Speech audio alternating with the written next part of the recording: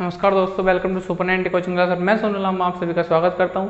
जैसा कि आप सभी की डिमांड थी कि हम प्रायिकता चैप्टर कराएं, तो हम आपके सामने प्रायिकता चैप्टर लेकर आए हैं। तो प्रायिकता चैप्टर का मतलब है कि प्रायिकता चैप्टर हमको पढ़ना है, एडवांस के अंतर्गत आता है। इसे कहते हैं इंग्लिश में प्रोबेबिलिटी। तो प्रोबेबिलिटी क्या होता है, प्रायिकता क्या होता है, बेसिकली सबसे पहले हम इसके बारे में जानेंगे।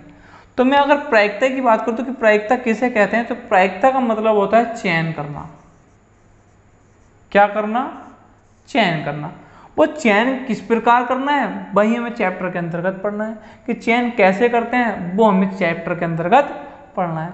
तो प्रायिकता का सिंपली फॉर्मूला होता है कि अनुकूल परिणामों की संख्या बटे संभव कुल परिणामों की संख्या। ये आपको फॉर्मूला याद रखना है। और याद क्या रखना है, मैं आपको प्रश्न कराते कराते ये सब याद करा दूंगा, ये मेरी गारंटी है। तो मैं आपको प्रायिकता बहुत ही सिंपल तरीके से पढ़ाऊंगा और बिल्कुल नॉर्मल लाइफ यानी कि जैसे कि आप व्यतीत करते हैं उस तरीके से आपको पढ़ाऊंगा।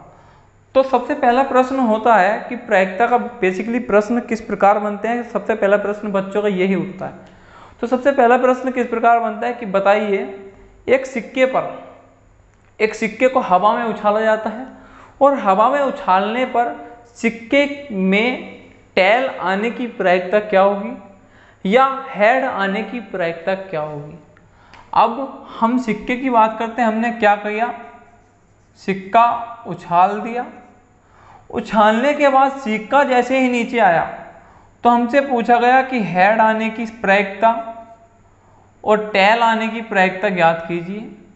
तो हेड आने की प्रायिकता हम कैसे करें कि अनुकूल परिणामों की संख्या। अब हमने सिक्का उछाला तो सिक्के उछालने पर जो अनुकूल परिणाम आएगा, हेड आने का जो अनुकूल परिणाम होगा, हेड एक ही तो साइड में आएगा या तो ऊपर। हेड हमारा कौन सी साइड होता है, एक ही तो साइड होता है, दोनों साइड होता है। ये दोनों साइड में कभी भी हमारा हेड आ सकता है। हेड एक ही साइड में होता है, तो उसके अनुकूल जो परिणाम होगा वो क्या होगा, हमारा एक होगा। लेकिन मैं संभव परिणाम की बात करूं तो टोटल जो परिणाम होंगे, एक में टेल है एक में हेड है, तो हमारा टेल भी आ सकता है हेड भी आ सकता है। तो टोटल संभव परिणाम कितने हैं, 2। लेकिन इसके अनुकूल की बात कर तो अनुकूल परिणाम जो होगा वो क्या होगा, एक की हेड आना है तो हेड आना है, लेकिन हमारे संभव कुल परिणाम कितने हैं, 2। तो इसकी जो प्रायिकता होगी वो कितनी होगी, 1/2 होगी। ऐसी में टेल की बात करूँ कि टेल आने की प्रायिकता कितनी होगी, तो टेल आने के अनुकूल जो परिणाम होगा वो भी क्या होगा, 1। लेकिन संभव की बात करूं तो हेड भी आ सकता है, तो कितना होगी इसकी प्रायिकता भी, 1/2। हम हेड टेल बोल रहे हैं तो हमने पहले सन मूर्त भी बोला, चित या पट भी बोला, तो सब कुछ बोला है। तो सन मूर्त की प्रायिकता भी 1/2 होगी, हेड टेल की प्रायिकता भी क्या होगी, 1/2 होगी। तो सब चीज की जो प्रायिकता होगी वो क्या होगी, 1/2 होगी। अब दूसरे प्रश्न की ओर चलते हैं। तो दूसरा प्रश्न क्या है, देखिएगा। अब अगला प्रश्न देखिएगा किस प्रकार है बेटा। हमने सिक्के वाला प्रश्न देख लिया। एग्जांपल ये कि हमारे पास एक थैला है, उस थैले में एक नीली, एक लाल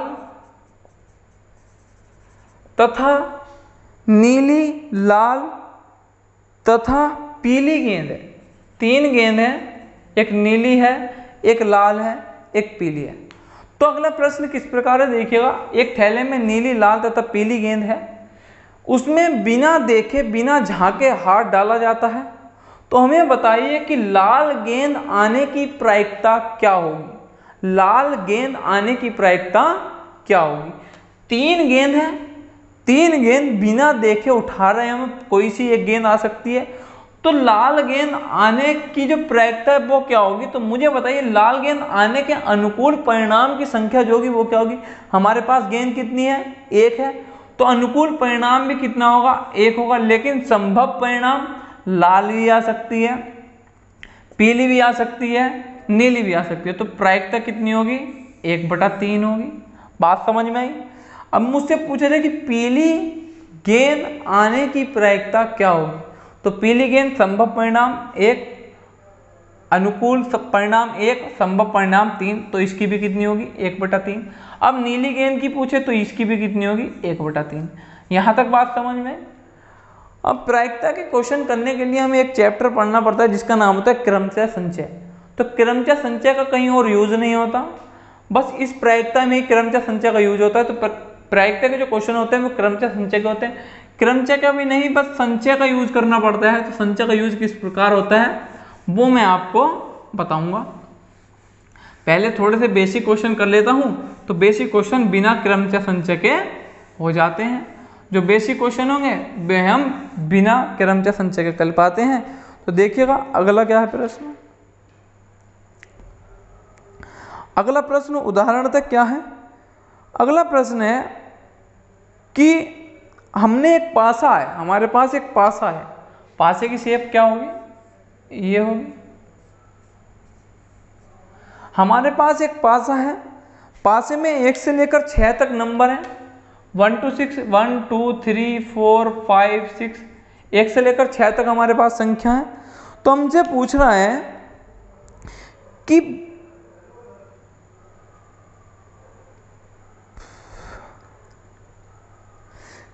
पहला प्रश्न है, 2 प्रश्न है इसमें, 4 से बड़ी संख्या आने की प्रायिकता।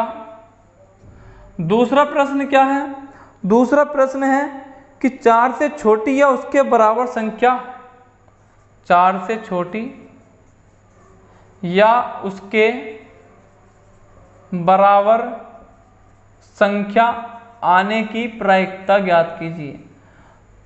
2 प्रश्न है, 4 से बड़ी संख्या आने की प्रायिकता, और दूसरा प्रश्न है 4 से छोटी या उसके बराबर संख्या आने की प्रायिकता ज्ञात कीजिए। तो देखिएगा मैंने आपको बताया कि हमारा जो फॉर्मूला है वो क्या था, अनुकूल परिणामों की संख्या अपॉन संभव कुल परिणामों की संख्या।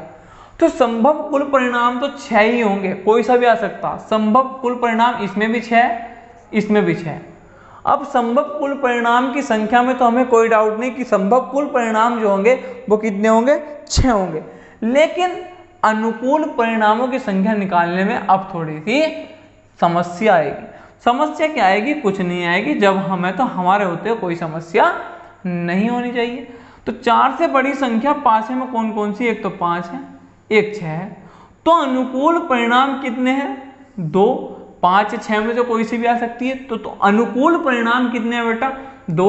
और संभव परिणाम कितने हैं, 6।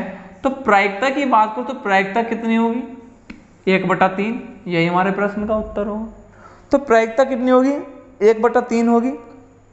अगले प्रश्न की ओर चलते हैं। अगला प्रश्न क्या है देखिएगा, 4 से छोटी या उसके बराबर संख्या आने की प्रायिकता। तो 4 से छोटी कितनी संख्या, 3, लेकिन उसके बराबर की बात करें तो टोटल कितनी हो जाएंगी, 4। 4 है अनुकूल परिणाम और टोटल संभव परिणाम कितने हैं, 6। तो प्रायिकता भी कितनी होगी, 2/3 होगी या नहीं होगी। यही हमारे प्रश्न का उत्तर होगा। बात समझ में आ रही है। तो यहां तक हमने प्रायिकता के बेसिक 3 क्वेश्चन क्या किए, डिस्कस किए। और मैं उम्मीद करता हूं कि यहां तक आपको प्रायिकता पूरी समझ में आ गई होगी। तो प्रायिकता का मतलब होता है चयन करना, और चयन किस तरीके से करते हैं वो मैंने आपको बता दिया, अनुकूल परिणामों की संख्या बटे कुल संभव परिणामों की संख्या। तो यहां तक आपको समझ में आ गई होगी मेरी बात। और मैं प्रायिकता का अगला जो क्लास लेकर आऊंगा वो संपूर्ण प्रायिकता को समाप्त करते हुए लेकर आऊंगा, और उस क्लास में मैं पूरी प्रायिकता को कवर करूंगा। तो यहां से मैं अगली क्लास के लिए आपको फॉरवर्ड करता हूं। तो देखिएगा अगली क्लास देखना ना भूलिएगा, क्योंकि अगली क्लास में मजा आने वाला है, बहुत ही शानदार शानदार प्रश्न होने वाले हैं। तो बहुत बहुत धन्यवाद आप सभी का। ओके बेटा, बाय बाय, राधे राधे, जय हिंद, गुड नाइट।